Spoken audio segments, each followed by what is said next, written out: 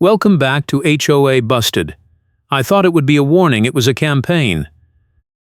I am standing in my backyard in Sioux Falls, South Dakota, holding a post level, and Teresa Roberts is screaming at my fence contractor like he just committed a felony. She is waving a clipboard wrapped in a clear plastic sleeve like it makes her official, and she is demanding he stop work immediately or she will call the police. My name is not important. What matters is I am a plumber who is tired of being interrupted by drama. I moved here 6 months ago for steady work and lower rent so I could send money back to family in Ohio, and the Riverbend Design Review Association has decided my fence is now a war crime. Teresa, or Debra as everyone calls her behind her back, is the finance committee lead, and she has turned a simple backyard fence into a crusade.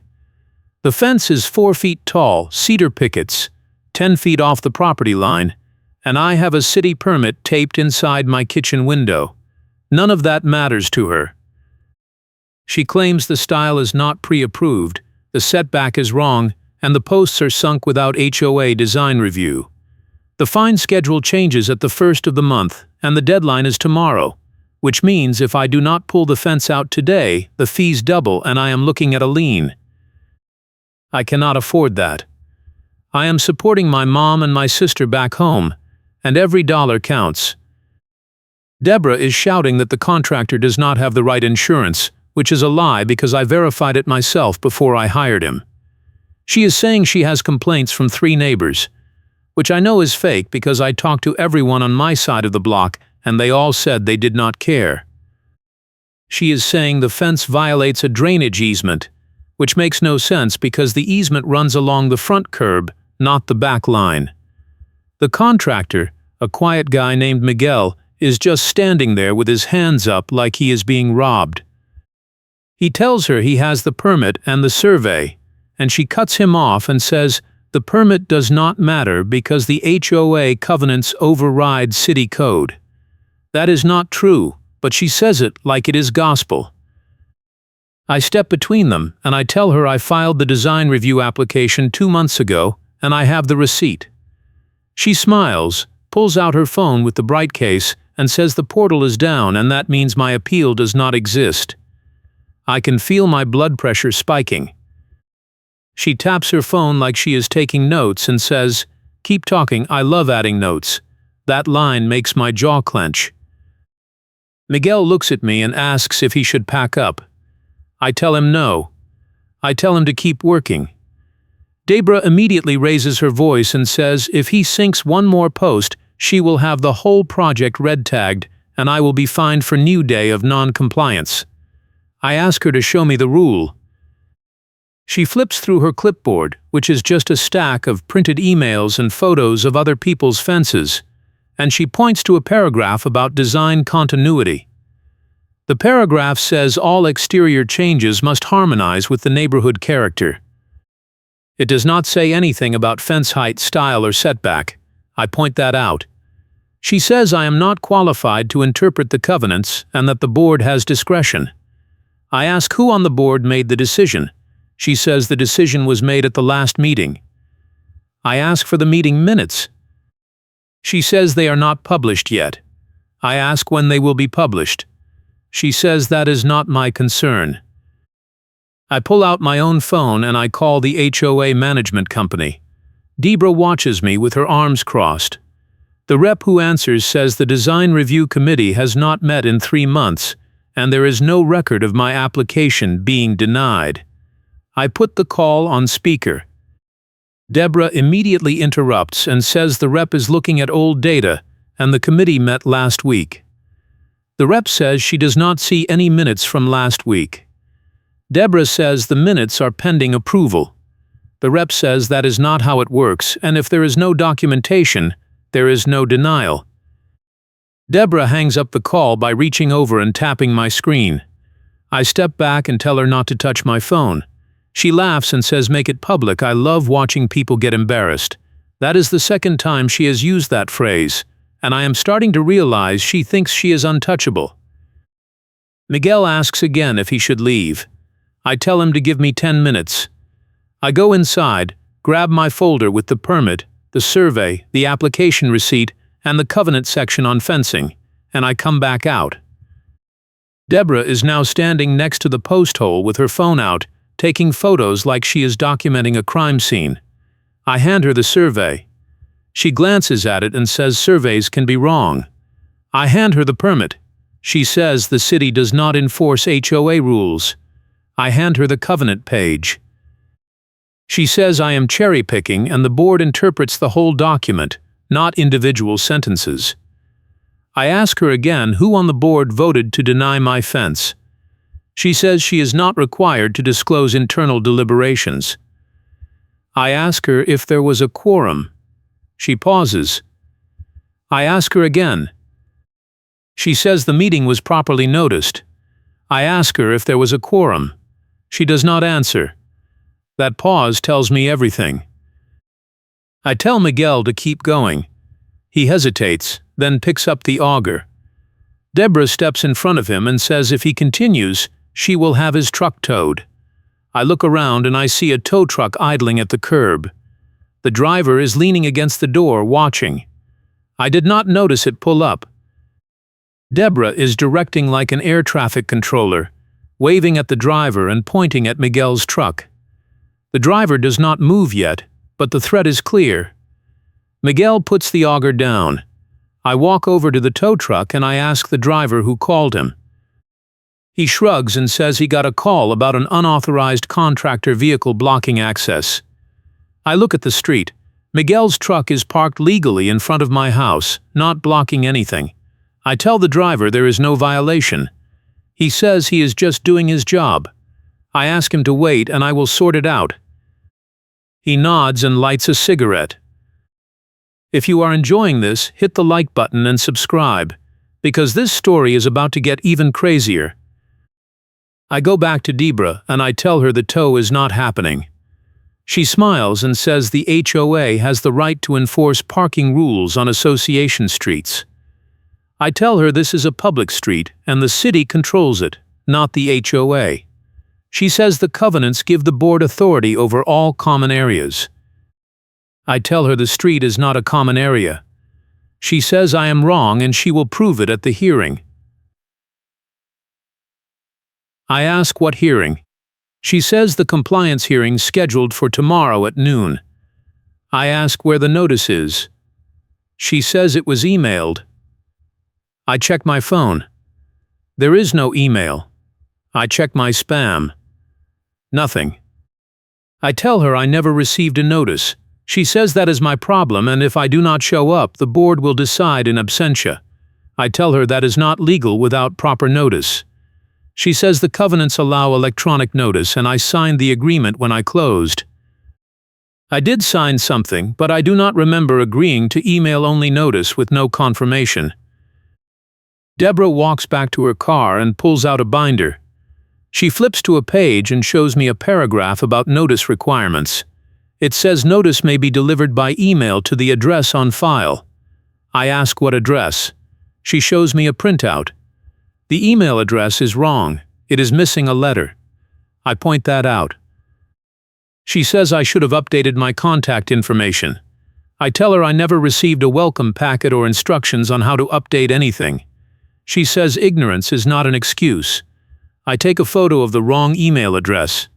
She tries to pull the binder away, but I already have the shot. She says I am harassing her. I laugh. She says she is adding that to her notes. I tell her to add this too. I am filing a records complaint with the management company and copying the state HOA ombudsman. Her smile fades a little. Miguel is still standing by the truck. I tell him to unload the materials and stack them in my driveway. He does. Deborah watches and says I am defying a stop work order. I tell her there is no stop work order because there was no proper notice and no quorum vote. She says I will regret this. I tell her I will see her at the hearing. She gets in her car and drives off. The tow truck driver finishes his cigarette, gets in and leaves. Miguel and I unload the rest of the fence panels and posts. He asks if I am sure about this. I tell him I am not sure about anything. But I am not letting her bully me into wasting money I do not have. That night I go through the covenants page by page. The fencing section says any fence over 6 feet requires design review. Mine is 4 feet. It says fences must be set back at least 5 feet from the property line. Mine is 10 feet. It says fences must be constructed of approved materials. It lists wood, vinyl, and metal. Mine is cedar. There is no violation. I email the management company with photos, the survey, the permit, and a timeline of what happened. I ask for a copy of the meeting minutes from the alleged vote. I ask for the compliance hearing to be postponed until I receive proper notice. I copy my own email 3 times to make sure it goes through.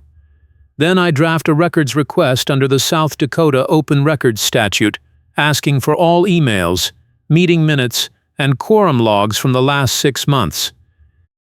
I send that to the management company and the HOA registered agent. I do not sleep much. The next morning I get a call from the management company. The rep says the hearing is still on and I need to attend. I ask about the meeting minutes. She says they are being finalized. I ask about the quorum logs. She says she is looking into it. I ask if Deborah has the authority to issue a stop work order. She pauses and says the Finance Committee does not have enforcement authority, only the Compliance Committee does. I ask who is on the Compliance Committee. She says she will send me the roster. I ask if Deborah is on the Compliance Committee. She says no. I ask if Deborah can issue fines. She says no. I ask why Deborah is acting like she can. The rep says she will follow up with the board president. I thank her and hang up. I show up to the hearing at noon. It is held in a conference room at a real estate office 2 blocks from my house. The board president is there, along with 2 other board members I have never seen before. Deborah is sitting in the corner with her clipboard wrapped in a clear plastic sleeve and her bright phone case on the table like a badge. The board president, a tired-looking man in his 60s, asks me to explain my side. I walk through the permit, the survey, the covenant sections, and the timeline. I show them the wrong email address. I show them the call log with the management company. I show them the records request. The board president looks at Deborah. She says the fence does not match the neighborhood character and multiple neighbors have complained. I ask her to name the neighbors. She says they requested anonymity. I ask if she has their complaints in writing. She says they were verbal. I ask if she documented them. She says she took notes. I ask to see the notes. She says they are internal. The board president asks her to provide the notes. She hesitates, then pulls out her phone and scrolls. She reads off 3 names. I recognize 2 of them. One is a guy who moved out 4 months ago. The other is a woman who told me last week she liked the fence. I point that out. Deborah says I am lying. The board president asks if anyone else has questions. One of the other board members, a woman in her 50s, asks about the setback. I show her the survey. She measures with her finger and nods. She says it looks compliant. Deborah interrupts and says surveys can be manipulated. The board president tells her to let me finish. I continue. I explain that the city issued the permit after verifying the setback and the covenant compliance. I explain that the management company confirmed there is no record of a design review denial. I explain that the portal has been down for 2 weeks, which means my application could not have been processed. The board president looks at Deborah. He asks her when the design review committee met. She says last Tuesday. He asks if there were minutes. She says they are pending. He asks if there was a quorum. She does not answer. He asks again. She says the vote was unanimous. He asks how many members were present. She says 3. He pulls out his phone and checks something. He says the design review committee has 5 members and the bylaws require a quorum of 4. Deborah says the bylaws were amended. He asks when. She does not answer. He closes his folder and says the hearing is over and the stop work order is rescinded pending a proper review. Deborah stands up and says the board is making a mistake. The board president tells her the finance committee does not have enforcement authority and she needs to stop interfering with compliance matters. She says she is protecting property values. He says she is creating liability. She grabs her clipboard and walks out. The board president apologizes to me and says the board will send a formal letter confirming the fence is approved. I thank him and leave. I call Miguel and tell him to come back tomorrow. He laughs and says he was not sure I would win. I tell him I am not sure I won, I just survived round 1. The next day, Miguel and I start setting posts. We are about halfway through when Deborah pulls up in her car. She gets out and walks straight to the property line with a tape measure. She unrolls it and measures from the fence line to the corner stake. She measures again. She takes a photo. She walks over and says the setback is wrong and I am 6 inches over the easement. I tell her the survey shows 10 feet. She says the survey is old and the easement was updated. I ask for the updated easement document. She says it is on file with the county. I tell her I checked the county records last week and there is no updated easement. She says I am looking at the wrong parcel. I show her the parcel number on the survey. She says the number is wrong. I pull up the county GIS map on my phone and show her the parcel boundaries. She says the map is not accurate. I ask her to show me the updated easement. She says she does not have it with her. I ask her to email it. She says she will send it to the board. I tell her that is not good enough. She says I am being difficult. I tell her she is making things up. Miguel keeps working. Deborah stands next to the post hole and refuses to move. Miguel asks her to step back. She says she has a right to be here. I tell her she is on my property. She says the setback area is common property. I show her the survey again. She ignores it. I call the non-emergency police line and ask for an officer to come document a trespassing situation. Deborah laughs and says I am wasting police time. The dispatcher says an officer will come by when available. Deborah stays put. Miguel and I keep working around her. She takes more photos. She pulls out her phone and makes a call. She says she is reporting an illegal construction project and she wants it red-tagged. I do not know who she is calling, but I assume it is the city. 20 minutes later, a city inspector pulls up. He gets out, checks my permit, checks the survey, measures the setback himself, and tells Deborah the fence is compliant. She argues with him. He tells her if she has a problem, she can file a formal complaint with the planning department, but the permit is valid and he is not issuing a stop work order. She says the HOA covenants override city code. He tells her that is not how it works and he does not enforce private covenants. He leaves. Deborah is furious. A police officer arrives about 10 minutes later. He asks what is going on. I explain the situation.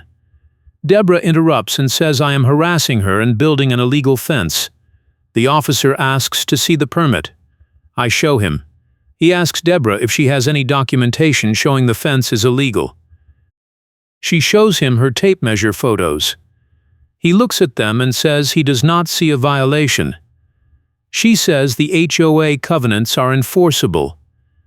He says that is a civil matter and he cannot enforce private covenants.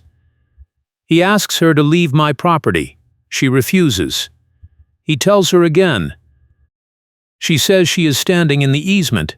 He asks her to show him the easement document. She says she does not have it. He tells her to leave or he will cite her for trespassing. She finally walks back to her car, but she does not leave. She sits in the driver's seat and watches us. The officer gives me his card and says to call if she comes back. He leaves. Deborah stays in her car for another hour, taking photos and making calls. Miguel and I finish 2 more posts. She finally drives off when the sun starts to set. That night I get an email from the management company. It says the board has scheduled a special meeting to discuss my fence and I am invited to attend. The meeting is in 3 days. I reply and ask for the agenda. The rep says the agenda will be posted 24 hours before the meeting.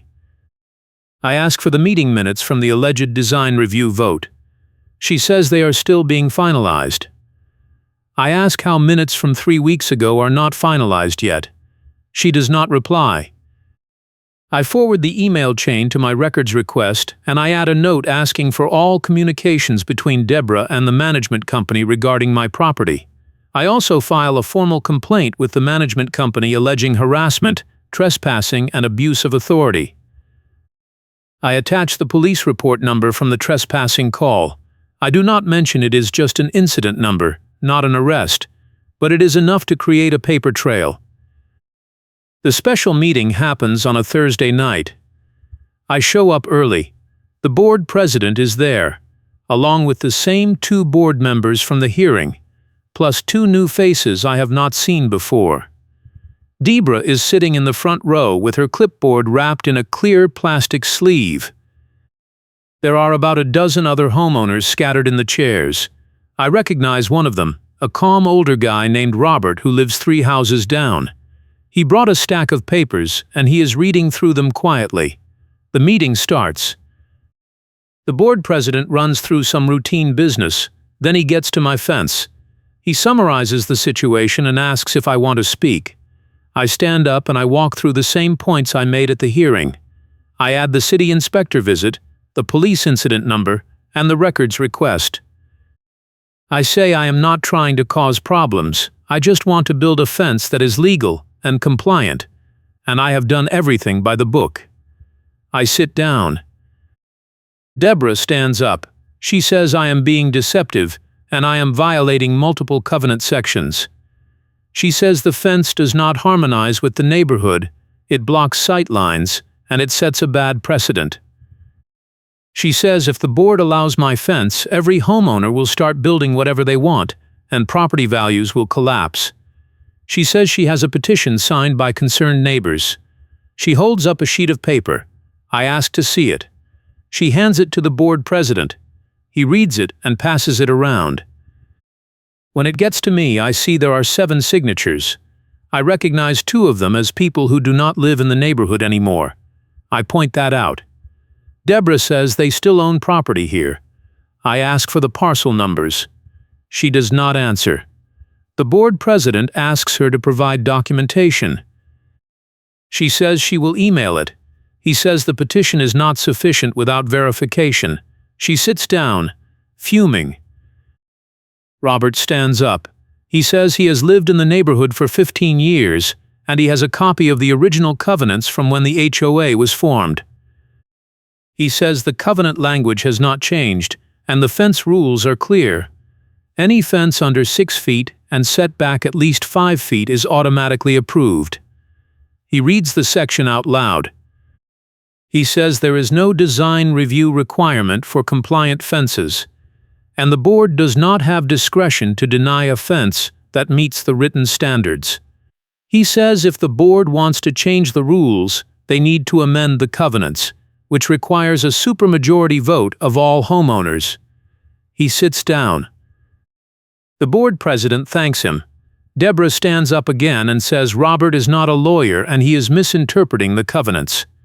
Robert says he is a retired contract attorney and he is reading the plain language. Deborah says the board has always had discretion. Robert asks her to show him where the covenants grant discretion. She does not answer. The board president says the board will take Robert's analysis into consideration. One of the new board members, a woman in her 40s, asks about the survey. I hand her a copy. She looks at it and asks Deborah if she has a survey showing a different setback. Deborah says surveys are not always accurate. The board member says the survey is stamped and certified, and unless Deborah has evidence of an error, the board has to accept it. Deborah says she will get her own survey. The board member asks when. Deborah says soon. The board member says the board cannot delay a decision indefinitely while Deborah gathers evidence that may not exist. Deborah says the board has a duty to protect the neighborhood. The board member says the board also has a duty to follow the covenants. Deborah sits down. The board president calls for a vote. He says the motion is to approve the fence as compliant with the covenants. 4 board members vote yes. Debra stands up and says the vote is premature. The board president says the vote is final. Debra says she will appeal. He says there is no appeal process for a board vote. She storms out. After the meeting, Robert comes over and introduces himself. He says he has been watching Debra run the finance committee like a private police force for 2 years, and he is glad someone finally pushed back. He says she has been adding mysterious line items to the budget and refusing to explain them, and several homeowners have filed complaints with the management company that went nowhere. He says the board is afraid of her because she threatens to sue anyone who questions her. He says the board president is trying to rein her in, but he does not have the votes. I ask him if he has documentation of the complaints. He says he has emails. I ask if he would be willing to share them. He says yes. He emails me a folder with 2 years of correspondence. I thank him and tell him I owe him a beer. He laughs and says just keep building the fence. The next day, Miguel and I finish the posts and start hanging the panels. We are almost done when Debra pulls up again. This time she has a second woman with her, another HOA board member I have not met. They get out of the car and walk to the fence line. Debra has a tape measure. The other woman has a clipboard. Debra measures the distance from the fence to the property line. She measures it 3 times. She takes photos. She calls the other woman over and they measure together. The other woman writes something down. Debra walks over to me and says the fence is not straight. I look at the string line we used. It is perfectly straight. I tell her that.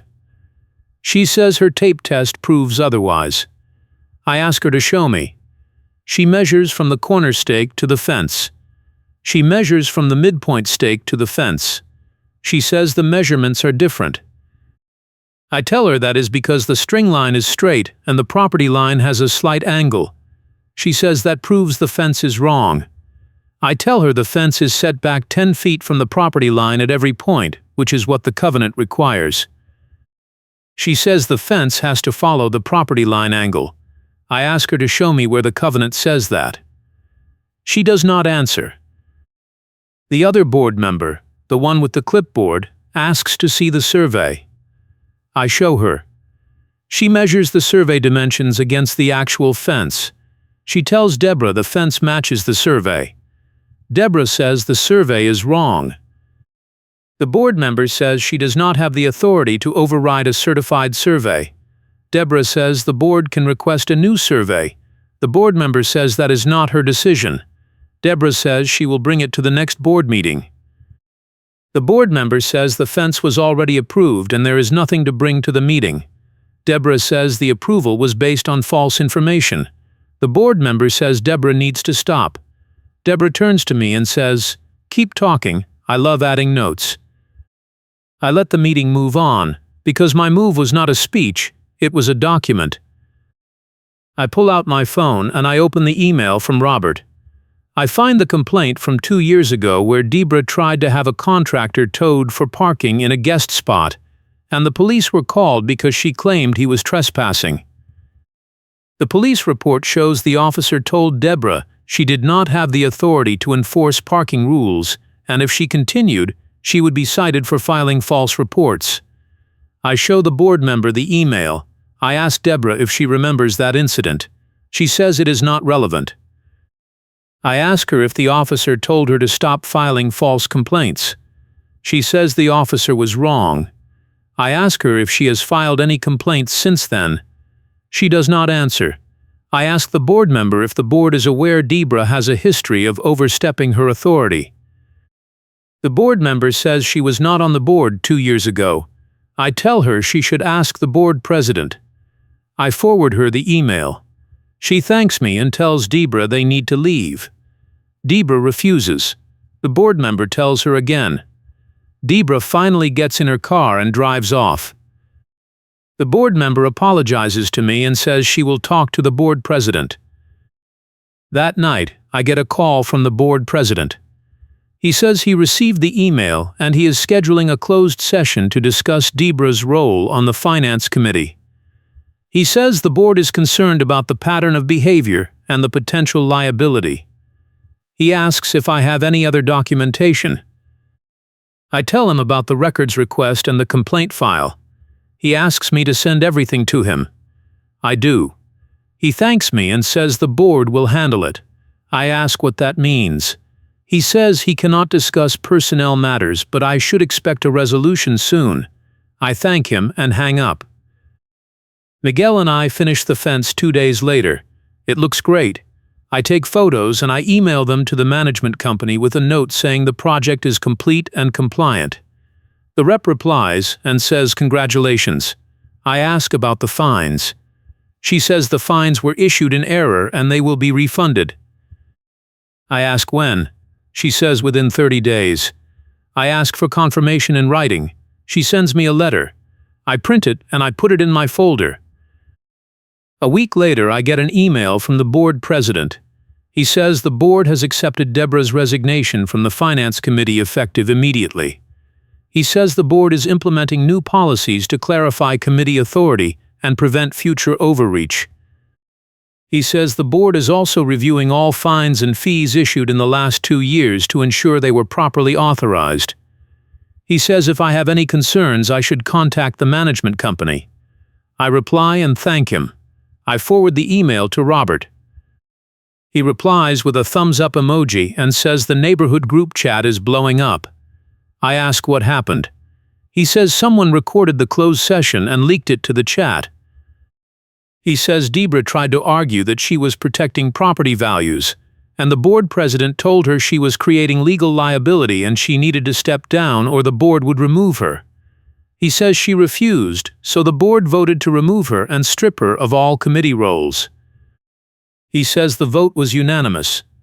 I ask if Deborah is still on the board. He says no, she resigned from the board entirely after the vote. I ask if there will be any consequences for the harassment. He says the board is negotiating a settlement that includes refunds and limits on enforcement. I ask what that means. He says the board is refunding all fines and fees related to my fence, and they are agreeing to a 6-month moratorium on design review enforcement while they rewrite the policies. I ask if that is legally binding.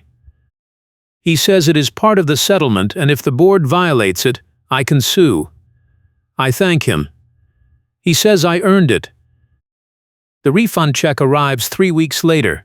It is for $800, which covers the fines, the late fees, and the complaint processing fee. I deposit it and I call my mom. I tell her the HOA nightmare is over. She laughs and says she is proud of me. I tell her I am just glad I do not have to deal with Deborah anymore. She asks if I learned anything. I tell her I learned that people like Deborah count on you giving up, and if you do not give up, they collapse.